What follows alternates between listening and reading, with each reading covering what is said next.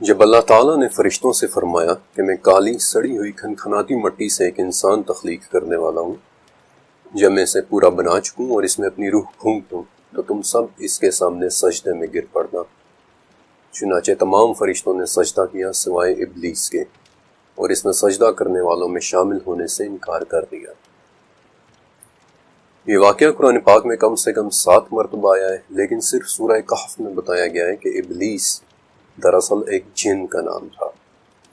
سلسلۃ الصحیحہ کے مطابق سموم یعنی گرم ہوا کی آگ سے پیدا کیا گیا وہ شیطان جن جس نے اللہ کے سامنے کھلی بغاوت کر دی، اور جس کی سزا میں اسے آسمانوں سے نکال دیا گیا، اور اس نکالے جانے پر اس نے قسم اٹھائی کہ وہ قیامت کے دن تک مٹی سے بنے ہوئے اس انسان کا دشمن رہے گا۔ ابلیس کا لفظ بلاسا سے نکلا ہے، یعنی کہ ہمیشگی کا دکھ۔ اس جن کے بہت سے دوسرے نام بھی ملتے ہیں، مثلا ابو قرہ یعنی سختیوں کا باپ، عدو اللہ یعنی اللہ کا دشمن، ابو کردوس یعنی لوگوں کو کھینچنے کی کوشش کرنے والا، عزازیل الحکم، سلطان الارض الحارس۔ یہی وہ جن تھا کہ جو ہم سے پہلے زمین پر رہنے والے جنات کو مار مار کر جزیروں کی طرف بھگانے والے فرشتوں کو لے کر آیا تھا، اور قرآن میں 11 مرتبہ اس خاص جن ابلیس کا ذکر ہے۔ جب اسے آسمانوں سے نکال کر زمین کی طرف بھیجا گیا تو یہ بصرہ کے قریب اترا تھا، اور ابن عمر رضی اللہ تعالیٰ عنہ کہتے ہیں کہ اترتے ہوئے اس کی انگلیوں میں تھیں، اور یہ آسمان کی طرف نظریں جمائے دیکھ رہا تھا۔ سلسلۃ الصحیحہ کے مطابق اس زمین کے اندر ابلیس اپنا تخت سمندر کے پانیوں پر لگا کر بیٹھتا ہے،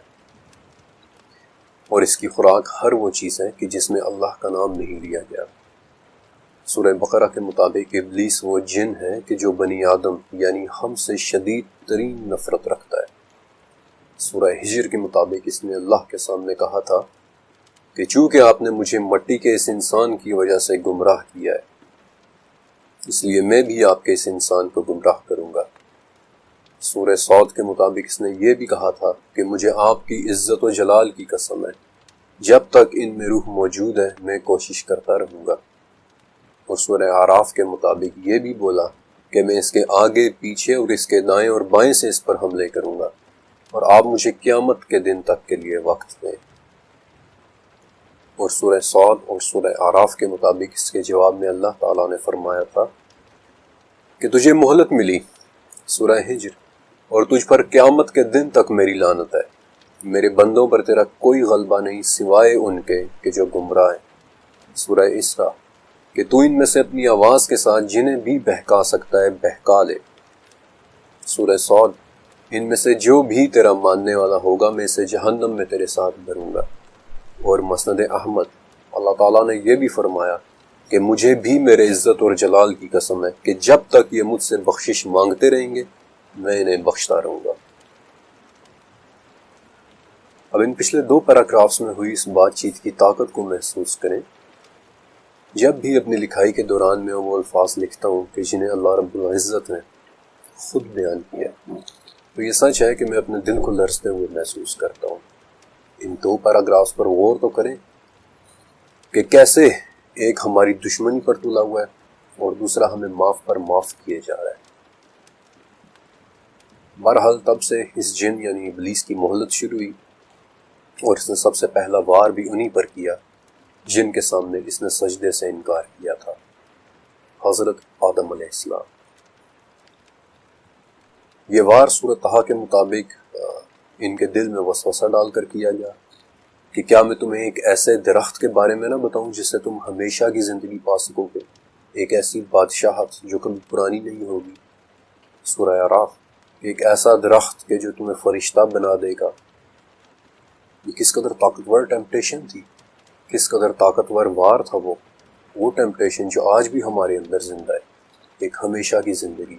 ایک نہ ختم ہونے والی بادشاہی، وہ ٹیمپٹیشن جسے سن کر بھی آج ہماری آنکھیں جگمگا اٹھتی ہیں۔ لیکن تو کوسچن اس کہ ابلیس کو اس کمزوری کے بارے میں علم کیسے ہوا؟ کیونکہ مشکات کے مطابق جب اللہ تعالیٰ نے آدم علیہ السلام کا پتلا بنایا تھا تو جس قدر چاہا اس قدر اسے جنت میں پڑے رہنے دیا، اور ابلیس اس پتلے کے گرد چکر لگاتا تاکہ دیکھ لے کہ یہ کیا چیز ہے، اور جب اس نے انہیں اندر سے خالی دیکھا تو پہچان لیا کہ یہ ایک ایسی مخلوق کی تخلیق کی گئی ہے کہ جو خود پر قابو نہیں رکھ سکے گی، اور تب سے لے کر آج تک یہ جن ہمارے پیچھے پڑا ہوا ہے۔ سورہ اعراف کے مطابق اس نے ہمارے ماں باپ کو جنت سے اس حالت میں باہر نکلوایا کہ اس نے ان کا لباس بھی اتروا دیا، اور وہ اور اس کے ہم نشین ہمیں اس جگہ سے دیکھتے ہیں کہ ہم انہیں نہیں دیکھ سکتے۔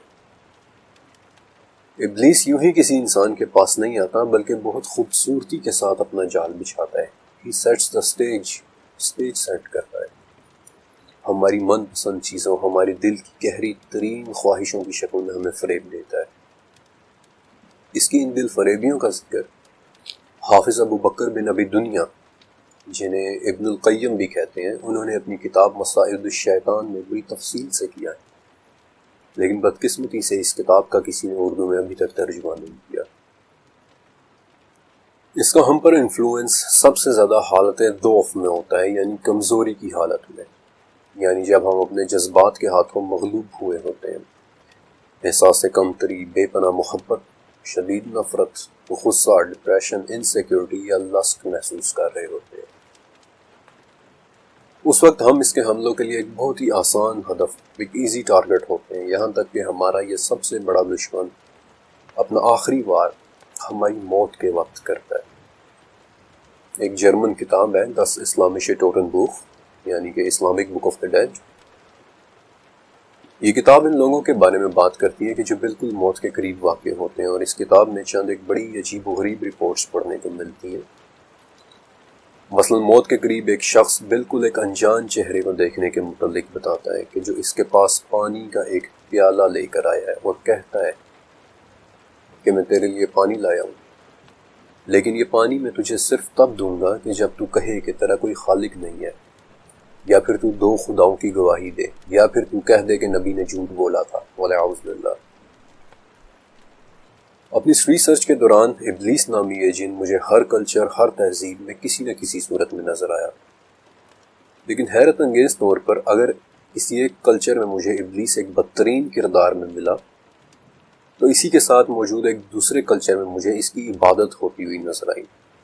I'll give you an example۔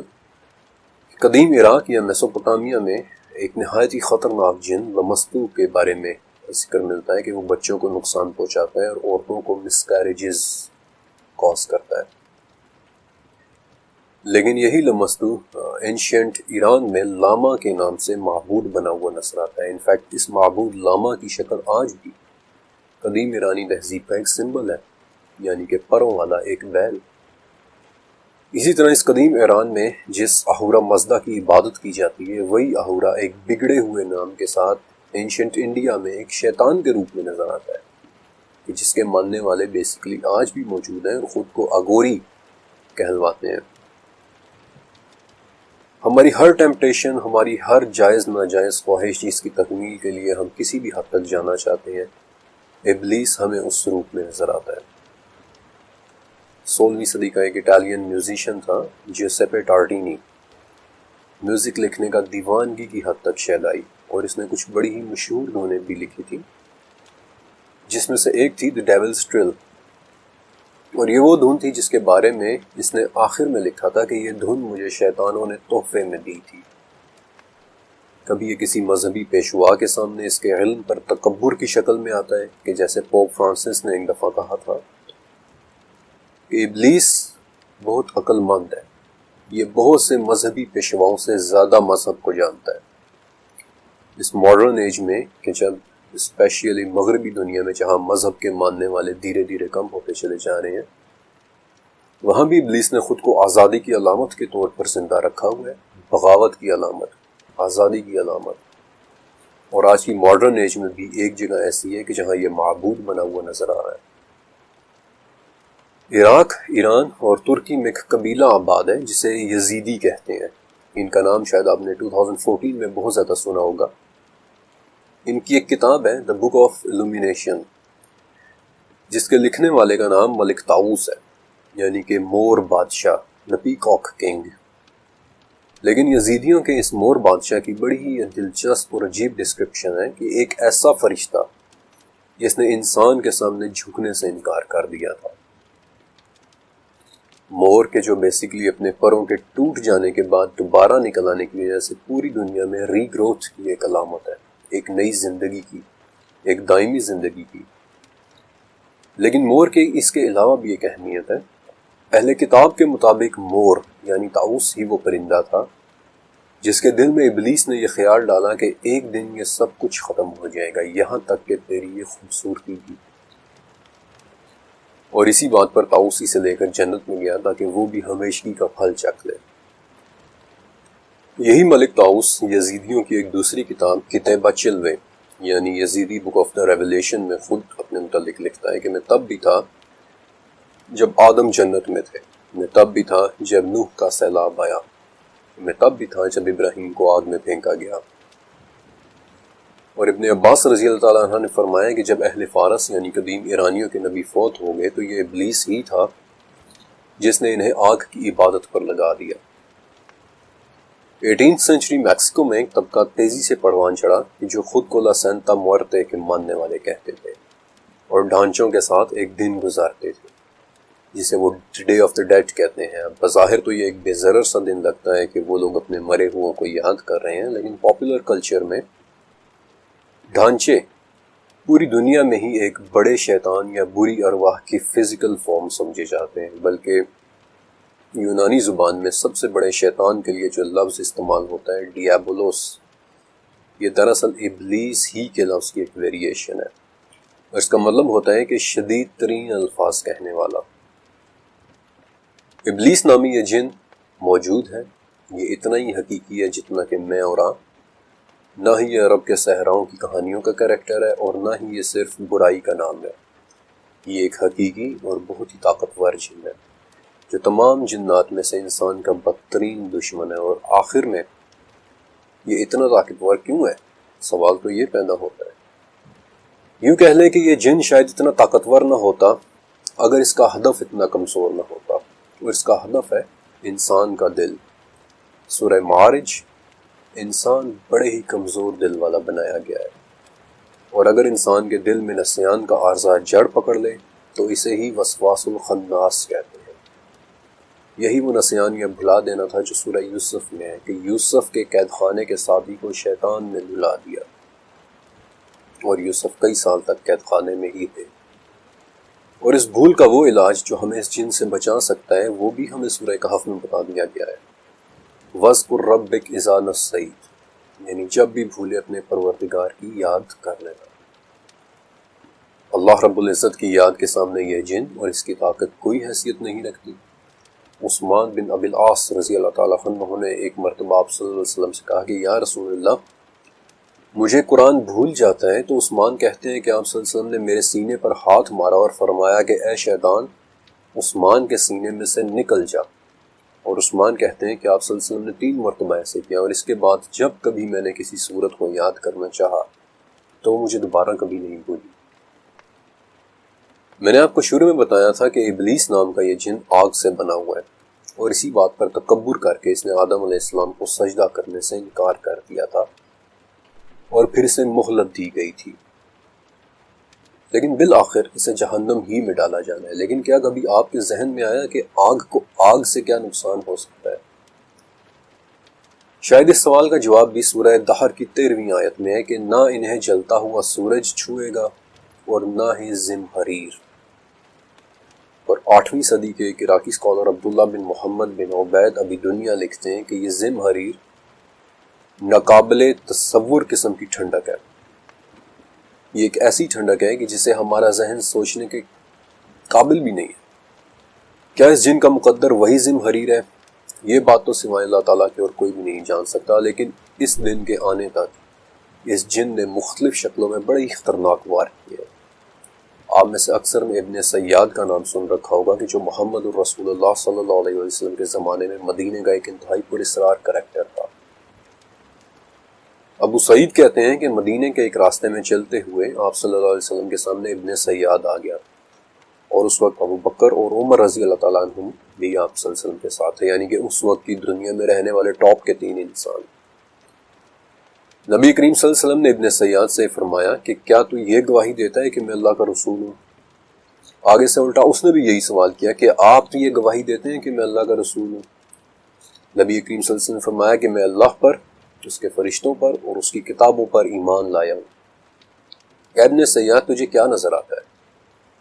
اس نے کہا کہ مجھے پانی پر ایک تخت نظر آتا ہے۔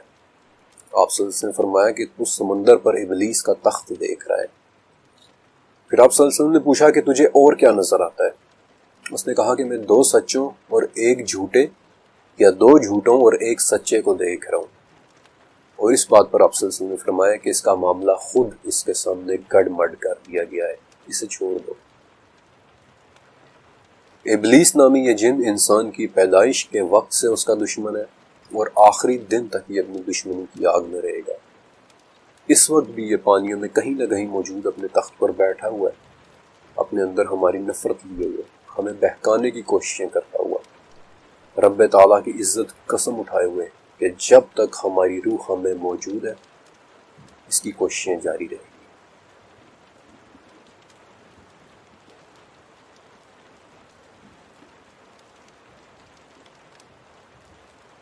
جنات کی اس اندیکھی دنیا کے متعلق چیپٹر کے اس حصے میں آپ کو ایک ایسے خاص جن کے بارے میں بتانے والا ہوں کہ جو ہم سب کے ساتھ موجود ہے اس وقت بھی، جبکہ میں بول رہا ہوں اور آپ سن رہے ہیں، یہیں کہیں ہمارے قریب، شاید کہیں ہمیں دیکھتا ہوا۔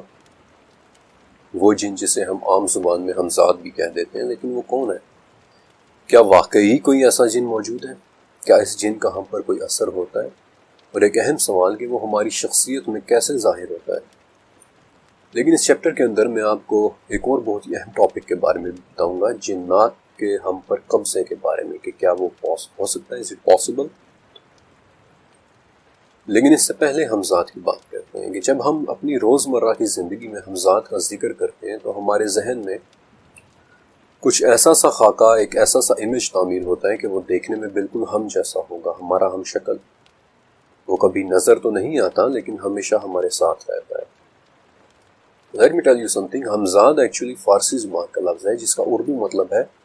وہ بوجھ جو سب نے اٹھایا ہو۔ اس لفظ کے ماخذ کی تلاش مجھے 700 سال پہلے فارسی میں لکھی گئی قصیدے 1000 فصاں تک لے کر گئی، جہاں یہ لفظ ایک نہ نظر آنے والے ساتھی کے لیے استعمال ہوا ہے۔ اس لفظ کا دوسری جگہ پر استعمال 900 سال پرانے فارسی لٹریچر چہار مقالہ میں بھی ملتا ہے، لیکن در حقیقت اس لفظ کی تاریخ اسلام سے بھی پہلے کی ہے۔ وہ دور کے جب کعبہ میں ابھی بت موجود تھے اور کعبہ ہی کی دیواروں پر ایک قصیدہ آویزاں تھا جس میں 7 نظمیں لکھی ہوئی تھیں۔ یہ نظمیں عمرو بن ابن کلثوم کی لکھی ہوئی تھیں اور یہ نہایت ہی فصیح و بلیغ زبان میں تھی، عربی زبان میں، اور چونکہ یہ دیوار پر لٹکی ہوئی تھی اس لیے انہیں کہتے ہی معلقات تھے۔ آج ان نظموں میں سے صرف 4 نظمیں ہی بات سکی ہیں، اور انہی نظموں کے ایک شعر میں یہ الفاظ درج ہیں کہ ہم عربوں کا خوف ہمارے دشمنوں کے ساتھ ہمیشہ ایک قرین کی طرح رہتا ہے، اور قرین کا یہ لفظ، یہ عربی لفظ پرشین لفظ ہمزاد کے مترادف ہے، یعنی ایک نہ نظر آنے والا ساتھی جو ہمیشہ ساتھ رہتا ہے۔ عربی زبان میں قرین 2 جڑواں میں سے ایک کو کہتے ہیں، گویا ایک نظر نہ آنے والا جڑواں، ایک ہمزاد کہ جو ہر کوئی ساتھ لیے ہوئے ہے۔ اب اس مقام پر پہنچ کر اتنا تو واضح ہو جاتا ہے کہ ہمزاد یا قرین کا تصور بہت پرانا ہے، لیکن کیا ہمیں ہمارے دین میں اس کے متعلق کچھ بتایا گیا ہے؟ سورہ صافات میں 50ویں آیت سے آگے 2 گفتگو کرنے والوں کی جنت میں بیٹھے ہوئے ایک گفتگو کا ذکر ہے کہ جن میں سے ایک کہتا ہے کہ میرے لیے ایک قرین تھا کہ جو کہا کرتا تھا کہ کیا واقعی تم اس سب پر یقین رکھتے ہو کہ موت کے بعد کی زندگی کی یہ باتیں سچ ہیں؟ پھر انہی آیات میں آگے چل کر یہ کہنے والا کہتا ہے کہ کیا تم دیکھنا چاہتے ہو کہ میرا قرین اس وقت کہاں ہے؟ اور وہ جھانک کر دیکھیں گے تو اسے جہنم کی آگ میں جلتا ہوا پائیں گے۔ اب یہ بھی تو ہو سکتا ہے کہ یہ لفظ قرین یعنی ساتھ رہنے والا کسی بھی انسانی دوست کے لیے استعمال ہوا ہو، لیکن یہی لفظ قرین سورہ زخرف میں بھی بہت ہی زیادہ وضاحت کے ساتھ دوبارہ استعمال ہوا ہے کہ جو بھی شخص رحمان کی یاد سے غفلت کرے ہم اس پر ایک شیطان مقرر کر دیتے ہیں اور وہی اس کا قرین ہے۔ وہ انہیں صحیح راستے سے روکتا ہے، لیکن یہ یہی سمجھتے رہتے ہیں کہ وہ صحیح راستے پر ہیں، یہاں تک کہ جب وہ شخص ہمارے پاس آئے گا تو کہے گا کہ کاش میرے اور میرے قرین کے درمیان میں مشرق و مغرب جتنی دوری ہوتی۔ ابھی آیات سے اتنا تو بہت واضح ہو جاتا ہے کہ کریم نام کی کوئی نہ کوئی اینٹی تو موجود ہے جو ہمارے ساتھ مقرر ہے، جو ہمیں بھٹکا دینا چاہتی ہے، لیکن اس بات کا کیا ثبوت ہے کہ ہمارا یہ ساتھی جنات میں سے ہے؟ اس کا جواب دراصل عبداللہ بن مسعود رضی اللہ تعالیٰ عنہ سے مروی ایک حدیث میں ہے کہ نبی کریم صلی اللہ علیہ وسلم نے فرمایا کہ کوئی شخص ایسا نہیں ہے کہ جس کے ساتھ اللہ تعالیٰ نے جنات میں سے اس کا ایک ساتھی نہ مقرر کر رکھا ہو۔ اور اس حدیث میں ایک مرتبہ پھر سے وہی لفظ استعمال ہوا ہے، قرین من الجن، یعنی جنات میں سے ایک قرین، جنات میں سے ایک ساتھی جو ہر وقت اسے برائی کی طرف مائل کرتا رہتا ہے۔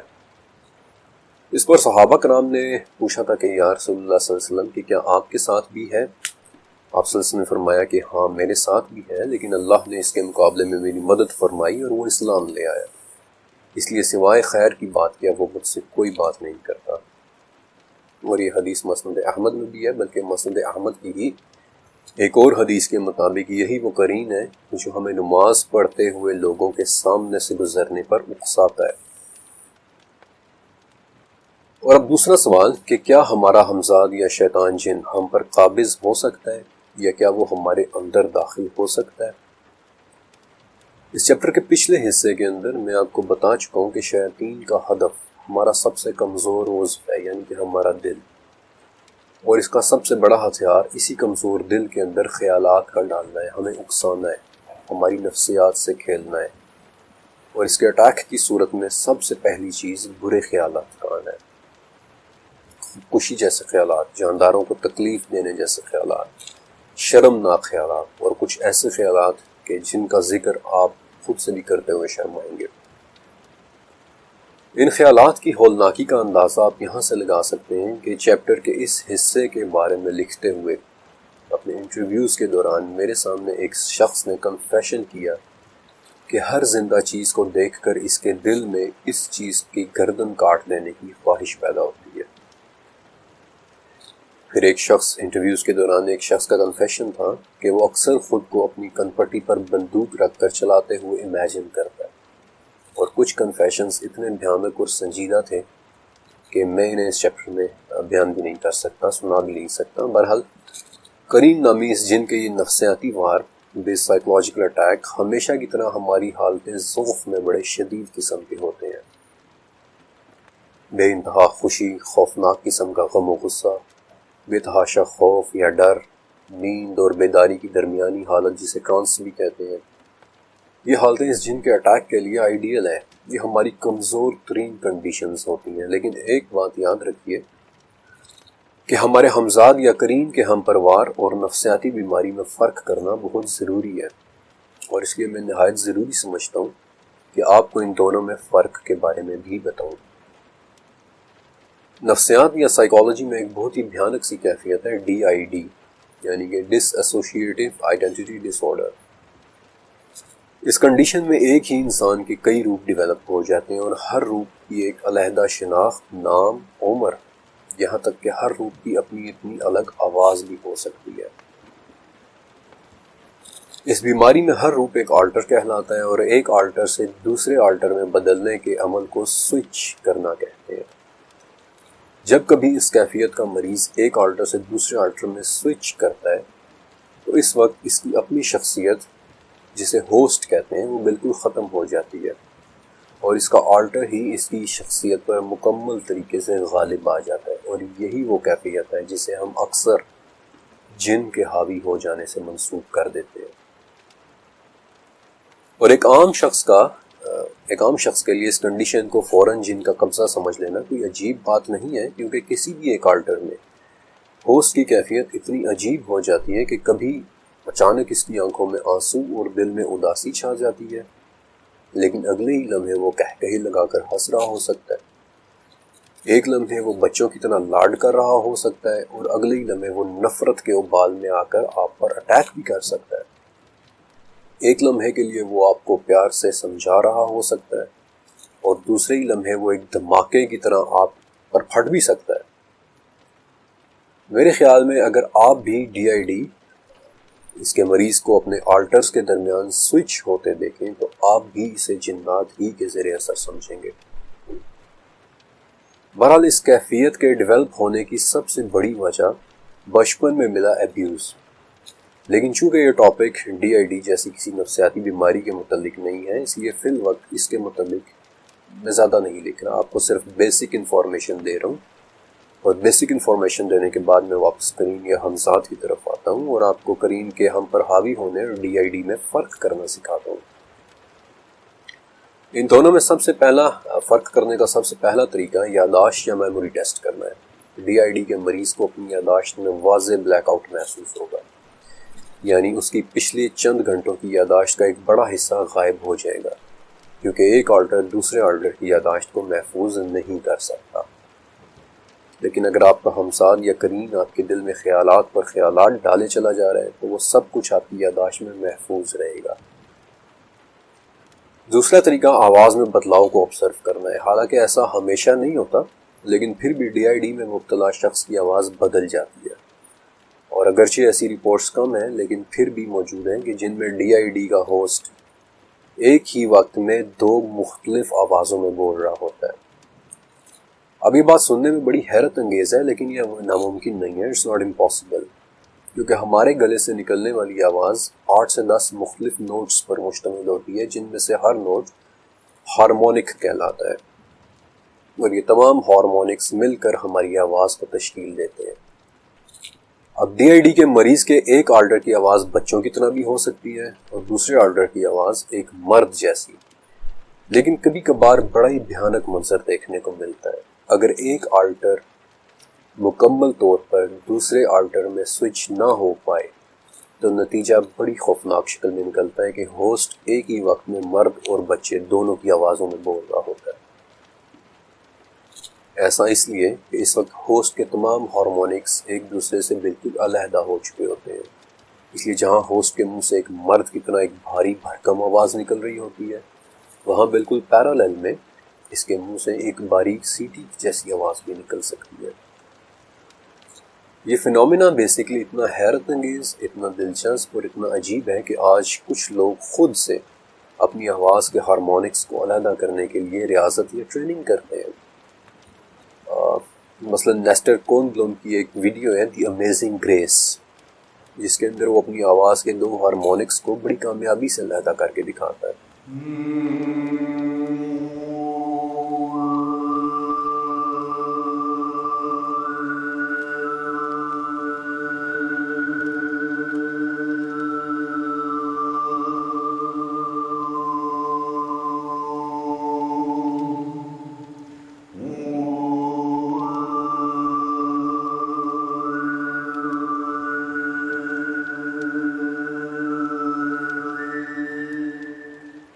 لیکن اگر آپ امیجن کریں کہ ایک شخص بیک وقت مرد اور بچے کی آواز میں بول رہا ہے، بیک وقت ہنس اور رو رہا ہے، بیک وقت آپ پر حملہ بھی کر رہا ہے، تو ایسے میں اسے جنات کے زیر اثر مان لینا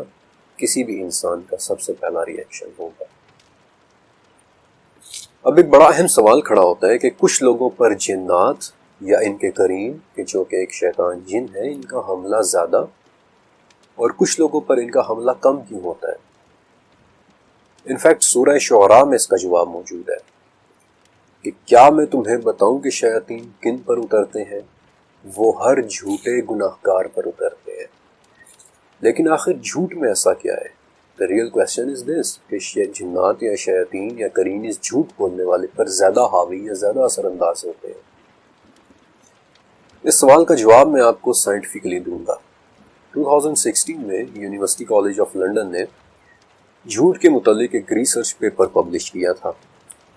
وہ لکھتے ہیں کہ مسلسل جھوٹ بولنے سے ہمارے دماغ کا ایک چھوٹا سا حصہ سب سے زیادہ افیکٹڈ ہوتا ہے، جسے ایمگڈالا کہتے ہیں۔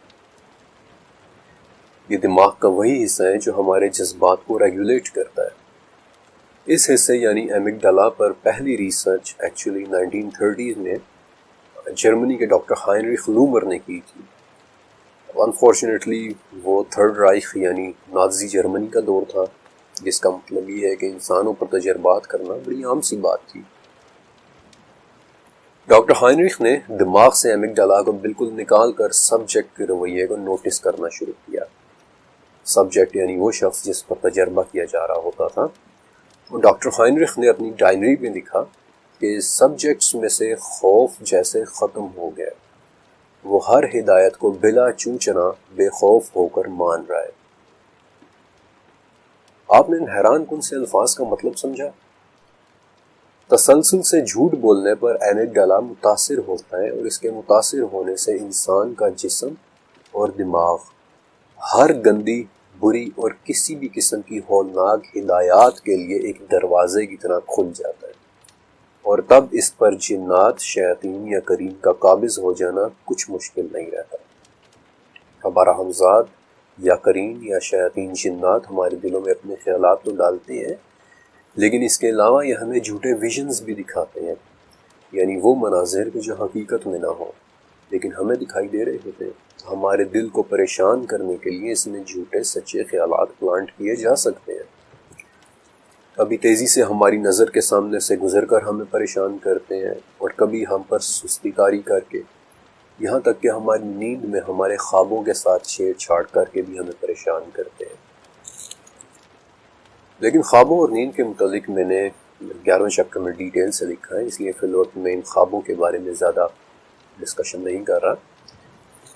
لیکن اب ان تمام سوالوں سے ایک اہم سوال کہ ہم ان تمام شیاطین سے کیسے محفوظ رہیں۔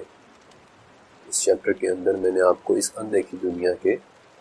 4 مختلف اینٹیٹیز، 4 مختلف فگرز کے بارے میں بتایا: جنات، شیاطین، ابلیس اور ہمزاد یا کریم۔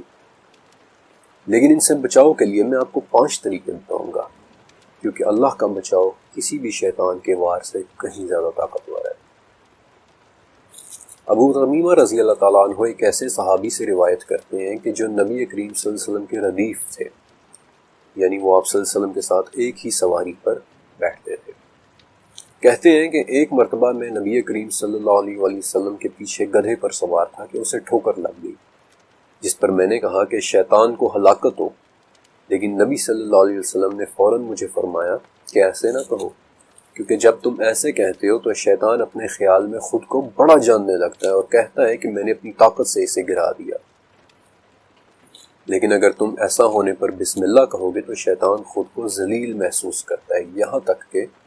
وہ مکھی سے بھی چھوٹا ہو جاتا ہے۔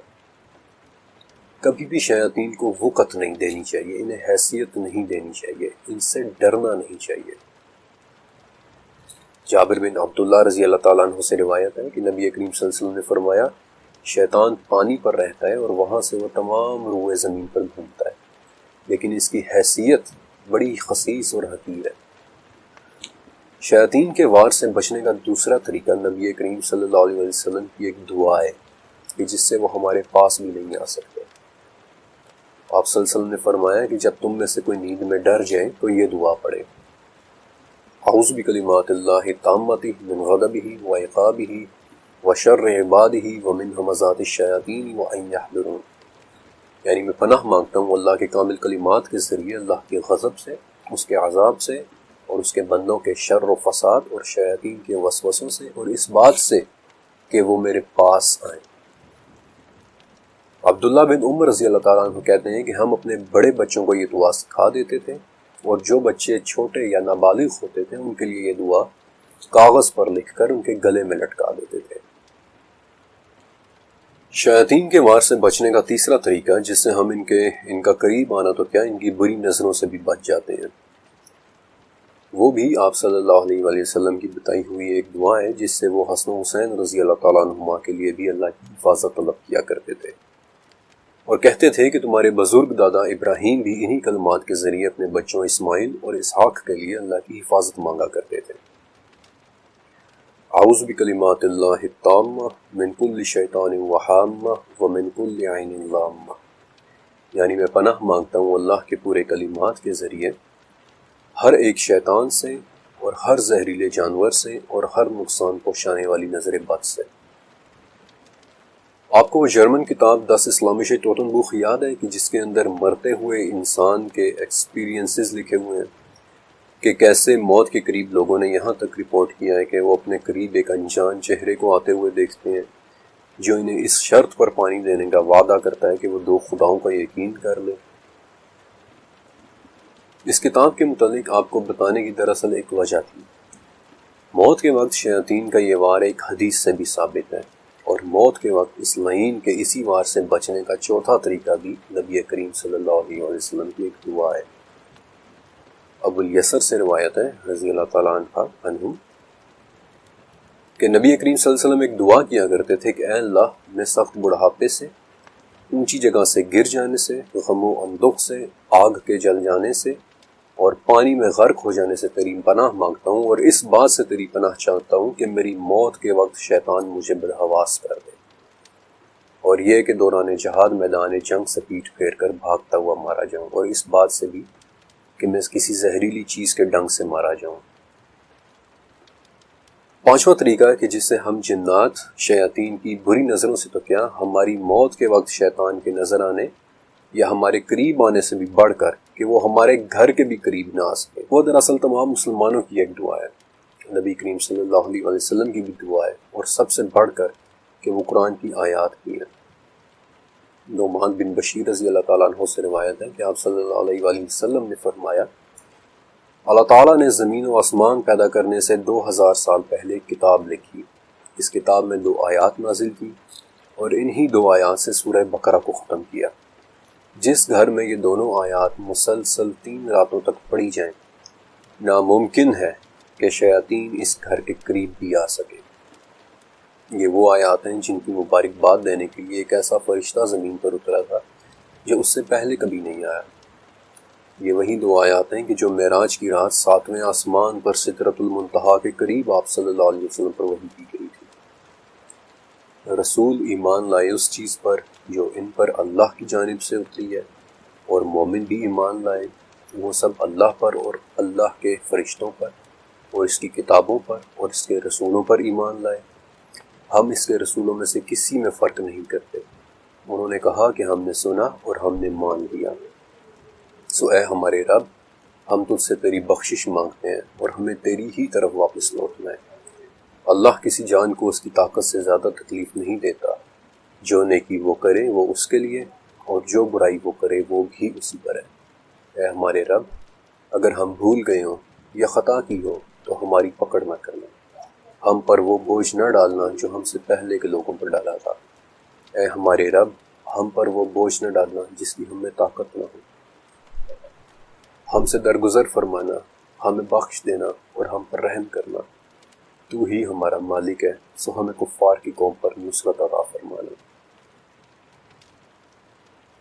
جنات کے بارے میں یہ چیپٹر کمپلیٹ ہوا، لیکن میں آپ کو ایک بات اور بھی بتانا چاہتا ہوں۔ اس چیپٹر کا آغاز لیلۃ الجن کی ایک حدیث سے ہوا تھا کہ جو عبداللہ بن مسعود رضی اللہ تعالیٰ عنہ سے مروی ہے۔ عبداللہ ابن مسعود ایک بہت جلیل قدر صحابی تھے، اور جنات کے متعلق اس چیپٹر میں موجود حضرت محمد صلی اللہ علیہ وسلم کی کئی احادیث میں نے انہی سے لی ہیں۔ عبداللہ بن مسعود کا ایک واقعہ میں آپ کے ساتھ ضرور شیئر کرنا چاہتا ہوں۔ وہ کہتے ہیں کہ میں عقبہ بن ابو معیط کی بکریاں چرایا کرتا تھا۔ ایک مرتبہ نبی کریم صلی اللہ علیہ وسلم میرے پاس سے گزرے، اور اس وقت ابو بکر صدیق بھی آپ کے ساتھ تھے۔ آپ نے مجھ سے پوچھا کہ اے لڑکے، کیا دودھ ہے؟ میں نے کہا جی ہے، لیکن مجھے اس مال پر امین بنایا گیا ہے، میں اپنے مالک کی اجازت کے بغیر آپ کو نہیں دے سکتا۔ آپ صلی اللہ علیہ وسلم نے فرمایا کہ کیا کوئی ایسی بکری ہے جس نے ابھی بچہ نہ دیا ہو؟ عبداللہ کہتے ہیں کہ میں ایسی ایک بکری لے آیا، اور معجزاتی طور پہ آپ نے اس کا دودھ دہا کہ جسے پھر آپ نے خود بھی پیا، ابو بکر صدیق رضی اللہ عنہ کو بھی پلایا، اور پھر مجھے بھی پلایا، اور پھر آپ نے وہ بکری مجھے واپس کر دی۔ عبداللہ کہتے ہیں کہ اس واقعے کے بعد میں سوچتا رہا، اور پھر میں آپ صلی اللہ علیہ وسلم کے پاس گیا اور کہا کہ اے اللہ کے رسول، مجھے بھی اس دین کی تعلیم دیں۔ اور ابن مسعود کہتے ہیں کہ تب آپ صلی اللہ علیہ وسلم نے میرے سر پر پیار سے ہاتھ پھیرا اور کہا کہ عبداللہ، تو بہت پیارا سا تعلیم یافتہ لڑکا ہے۔ اور ابن مسعود کہتے ہیں کہ میں نے آپ صلی اللہ علیہ وسلم سے خود 70 صورتیں سیکھی۔ عبداللہ ابن مسعود سابقون الاولون یعنی بہت شروع میں ایمان لانے والوں میں سے تھے، اور ان کا آپ صلی اللہ علیہ وسلم سے علم سیکھنے کا شوق اس قدر ہو گیا تھا کہ ایک موقع پر آپ نے خود فرمایا